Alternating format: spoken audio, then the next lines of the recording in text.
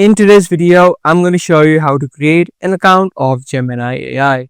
Welcome back to a new tutorial video, everyone. Gemini AI is a AI chatbot which uses large language models.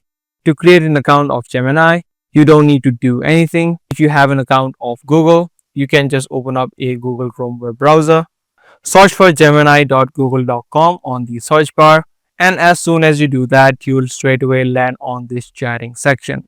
You don't need to sign up to anything. As soon as you have a Google account, you can search for gemini.google.com and you'll straight away land on this section. Now you can choose from various models as you can see on the top, or you can also upgrade to a plus version if you want. So that's basically it on the way that you create an account of Gemini AI. If this guide video was helpful to you, be sure to subscribe, share, and also give this video a thumbs up.